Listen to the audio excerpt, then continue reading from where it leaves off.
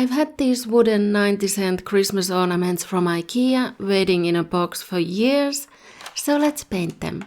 I primed them with white gesso to make them easier to paint on and maybe make the painting a little more durable. They had these strings or jute twines that were shedding so much hair I thought about untying and removing them for the painting, but they were handy for hanging the ornaments to dry after painting. So I used masking tape to hang them from my desk lamp. I painted a solid base color for all of them, making 2 dark red ones. I don't know if it's just me, but the red paint on the white yogurt lid looks so off-putting.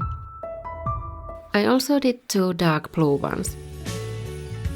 And then I hung them to dry on the lamp again, but one of them fell while I was away and it got some marks in the blue paint. But I decided to just try and cover them when I paint the patterns on it. I fixed up the tops where the string is attached with a bit of white paint. I'll paint the actual color on them last though. I had multiple potential ideas on what kinds of patterns to paint on the ornaments, but these floral or botanical shapes seemed like the easiest way to go. So for the first red ornament, I mixed some light green that would stand out from the dark background and used a medium-sized round brush to make the rounded petals, each with 1 paint stroke, and then painting a line for the branch in between the leaves. My inspiration was lingonberry shrubs, although the colors don't match since I had to make it stand out from the red background. And that's why I added white berries with another round brush, twirling the brush in a circle. And if you use different brushes for different colors, you don't have to clean them in between as you're going around the ornament switching paint colors. You can place the berries in a way to cover up any mistakes you've made with the leaves. I painted separate branches for the middle and top parts of the ornament and then switched to different shades of green going around the ornament,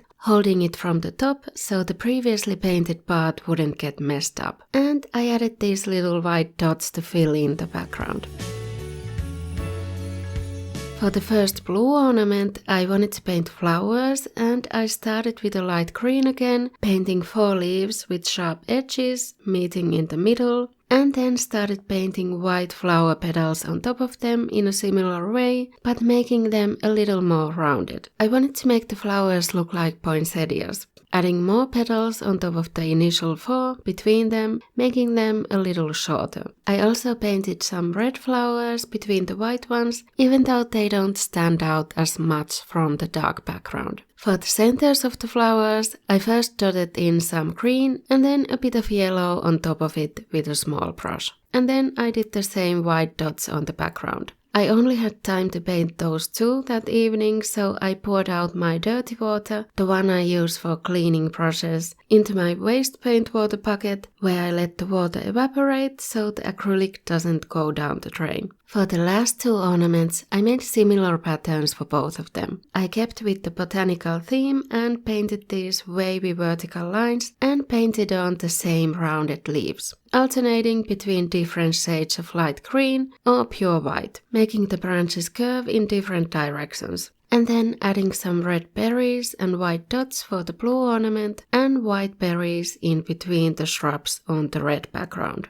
I noticed from the boxes that these ornaments were from Ikea's 2016 winter clearance sale, so I was holding on to them for a pretty long time before painting them. I don't know how to describe the shape of these ornaments, but if you wanted to mimic this silhouette, you could probably just place different sizes of wooden beads on top of each other in a string. A little extra touch was to use a metallic gold acrylic to paint the tops to make them look like the caps of regular Christmas baubles. I might also varnish these ornaments later to make the paintwork last longer. Now, I did end up getting some paint on the strings, so keeping them in while painting maybe wasn't the best idea. I also had to keep wiping the ornaments or blowing on them to try to get rid of the little hairs while painting. These are about 10 centimeters or 4 inches tall, so they're a little too big for this tiny desk Christmas tree.